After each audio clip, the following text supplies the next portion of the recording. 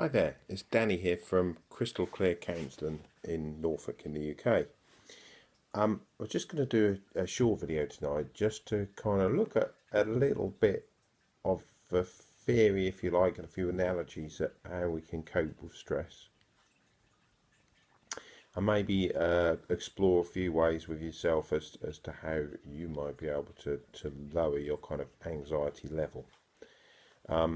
So firstly, I'm gonna use an analogy here, which I think fits quite well, which is we can all kind of cope with our own given level of stress. If you kind of take the analogy that every person can go up to a kind of level which is their tolerance level, if you like, within their comfort zone.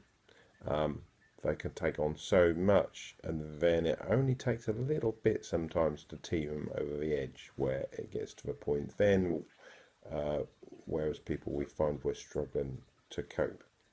So for this analogy, if you kind of take the concept that if we're kind of like a vessel, a vase or a bucket, which can only take so much. So I'm just going to draw this down. And I'm going to use actually two analogies alongside each other here. So if we take the concept of a bucket, we can have major life events such as losing a partner, a family member, losing a job, moving house. So all these things can happen, and a lot of smaller ones which just add up to the same volume, which gets just to the point where if this were water level in a bucket or vessel, it gets to a point it just overflows, and it just flows over, and on when that final straw that broke the camel's back arrives, we just can't cope, and often it feels like things are just caving in.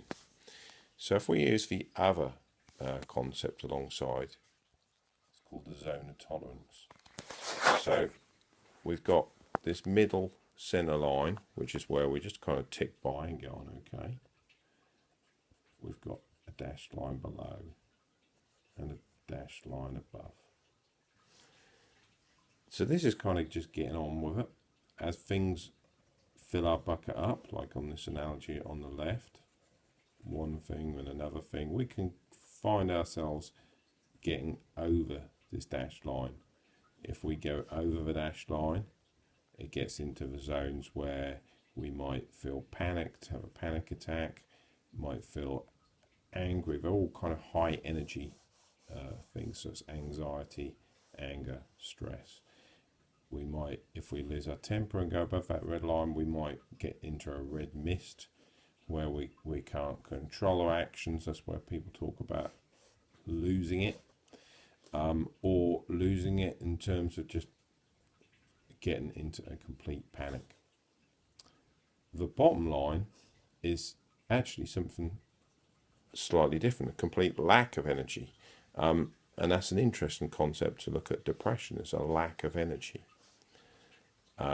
where haven't got the energy to go on anymore. So again, we can be pushed one way or the other by these events, but it tends to push us off that main center point. So it could be that although anxiety and depression are very closely interlinked, could tend to push us one way or the other at first. So to further explore that kind of interaction between high energy and low energy, it can often be that anxiety and depression are highly interrelated. So for instance, our adrenaline can keep us up in this state here. We can then burn out and take a plummet, and then it can be followed by depression. But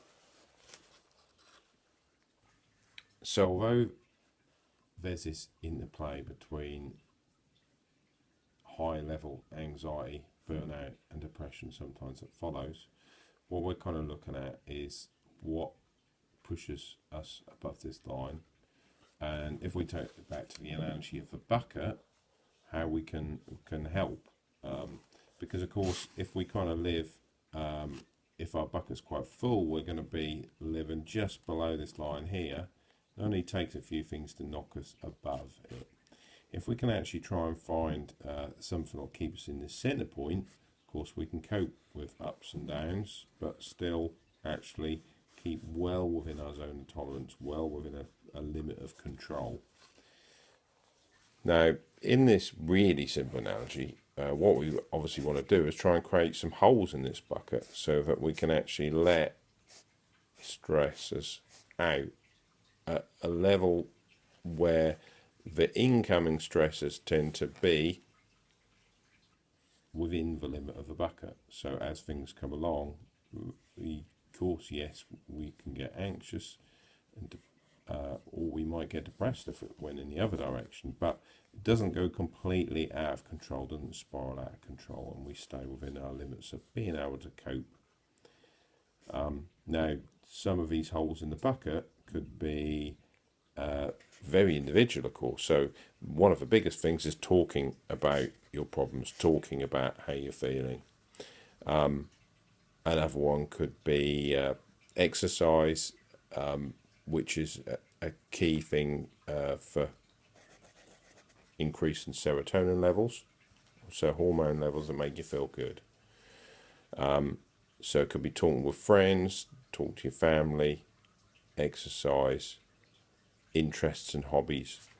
You know, of course, interests and hobbies are fine if we stay within the limit of the zone of tolerance. As soon as we go out of that, then everything becomes often disinteresting to us. So that's something which is obviously worth exploring as to what we can actually do to get these stress levels down. So I've talked about a couple of simple things there that often occur in a lot of people, but obviously that's something that obviously you can start to take to counselling to explore further. Anyway, I hope that short video has helped a little bit.